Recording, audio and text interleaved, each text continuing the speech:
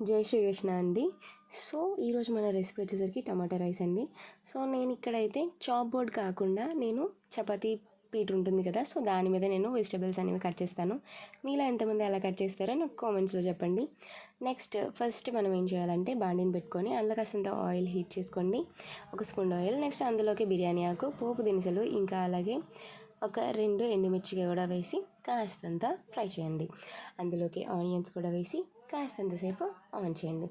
So మా చెల్లి అయితే ఆర్డర్ వేసిందండి టమాటా రైస్ కావాలి అని చెప్పి. సో అప్పటికప్పుడైనా సరే ఏం చేస్తాం, చిన్నవాళ్ళు ఆర్డర్ చేసిన తర్వాత పెద్దవాళ్ళు తప్పకుండా చేస్తారు. అంతే మరి, చిన్నపిల్లల డామినేషన్ అలా ఉంటుంది కదా ఇంట్లో. సో అందులోకి కాస్తంత కరివేపాకు అండ్ అలాగే అల్లం వెల్లుల్లి ముద్దను కూడా కచ్చపచ్చగా దంచుకున్నది వేసుకోండి.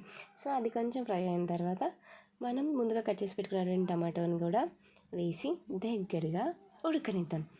అది అలా ఉడుకుతూ ఉంటే కాస్తంత స్మెల్ వస్తుంది చూడండి, అబ్బా!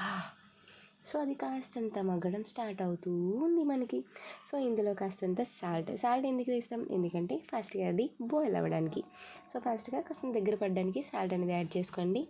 సో ఇక్కడ చూస్తే మనకి దగ్గర పడిపోయింది. సో ఇందులో మనం ఇప్పుడు కారం కూడా వేసి మంచిగా కలపండి. నెక్స్ట్ రైస్ వేసి మిక్స్ చేసుకొని లాస్ట్లో మన కసూరి మెత్తి కానీ కొత్తిమీర ఉంటే కొత్తిమీరని కానీ వేసుకొని తింటే అబ్బా! నేనైతే దీనికి రేషన్ రైస్ అయితే యూజ్ చేశాను, చాలా బాగుంది. మీకు ఎలా వచ్చిందో ఖచ్చితంగా కామెంట్ రూపంలో చెప్పండి.